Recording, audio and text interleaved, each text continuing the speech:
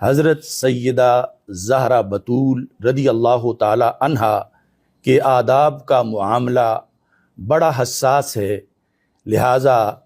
اکابر علماء اہل سنت کے کہنے پر انتشار و اختلاف کے خاتمہ کے لیے یہ الفاظ جب مانگ رہی تھیں تو خطا پر تھیں کہ کلمات کو بندہ ناچیز واپس لیتا ہے۔ جامعہ رضویہ ضیاء العلوم کا، جامعہ مہریہ ضیاء العلوم کا کیا کہ نبی کی بیٹی جس راستے پہ جائے اس راستے سے خطا بوریا بستر اٹھا لیتی ہے۔ جہاں خطا ہو وہاں زہرا نہیں جاتی، اور جہاں زہرا ہو وہاں خطا نہیں جاتی۔ یہ جو بات کراچی کے ٹنڈے منڈے مفتی خطائیوں کو کلین چٹ دینے کی کوششوں میں ہیں کہ من گڑت عبارت لکھوا کر ان سے رجوع کروا کے ڈرامہ کر دیا جائے کہ جی بس ہو گیا، جی ہو گیا، رجوع ہو گیا۔ نہیں، رجوع کرو بندے کے پتروں کی طرح، تو چشم ماں روشن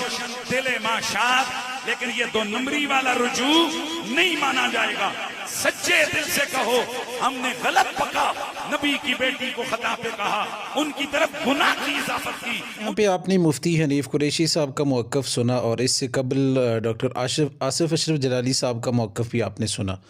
دونوں علماء ہمارے اہل سنت کے نامور خطباء ہیں اور ہمارے لیے قابل عزت اور قابل احترام ہیں۔ ہمارا حق نہیں بنتا کہ اس بحث کو اب مزید طول دیں، لیکن اس تناظر کے اندر مفتی حنیف قریشی صاحب کو میرے خیال میں سوچنا چاہیے اور سمجھنا چاہیے کہ اگر انہوں نے اس بات سے رجوع کر لیا ہے تو اب ان کی رجوع کو مان لینا چاہیے اور کھلے دل کے ساتھ ان کی تحسین کرنی چاہیے اور ان کے اس اقدام کو سراہنا چاہیے، نہ کہ ان کے اوپر کسی طرح کی بھی تنقید،